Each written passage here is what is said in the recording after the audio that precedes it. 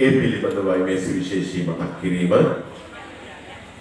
ඉතින් මෙහි සඳහන් වෙනවා සිද්ධාර්ථ නම් බුදුරජාණන් වහන්සේගේ කාලයේ සීන නම් බ්‍රාහ්මණයෙක්ව බුදුරජාණන් වහන්සේ කෙරෙහි අප්‍රමාණ සද්ධාවෙන් පැහැදී එක්තරා ගාථා පාඨ හතරකින් බුදුරජාණන් වහන්සේගේ ගුණස්කන්ධය වර්ණනා කරන්නට යෙදුණා.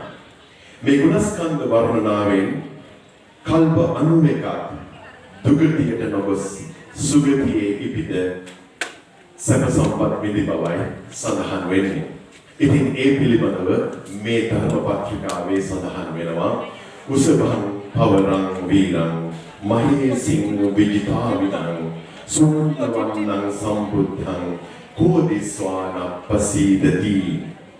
මේ මහර්ෂි වූ බුදුරජාණන් වහන්සේගේ ස්වර්ණ වර්ණය දකින කවුරු නම් ඒ ස්වර්ණ වර්ණයට නොපැහැදෙන්නේද?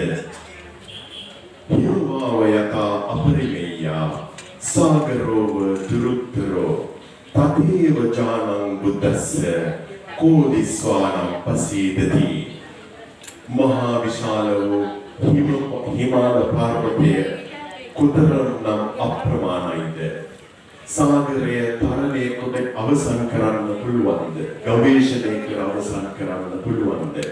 ඒසා මහත් වූ ඥාන බලය බුදුරජාණන් වහන්සේගේ ඥාන බලය දැක කවුරුනම් නොපැහැදෙන්නේද?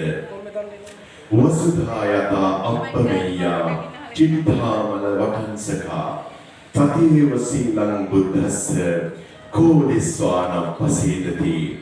පොළොවෙන් අප්‍රමාණ වූද නොකලැල්ලූද බුදුරජාණන් වහන්සේගේ අපමණ වූ අප්‍රමේය වූ සීලය දැක කවුරුනම් නොපැහැදෙන්නේද?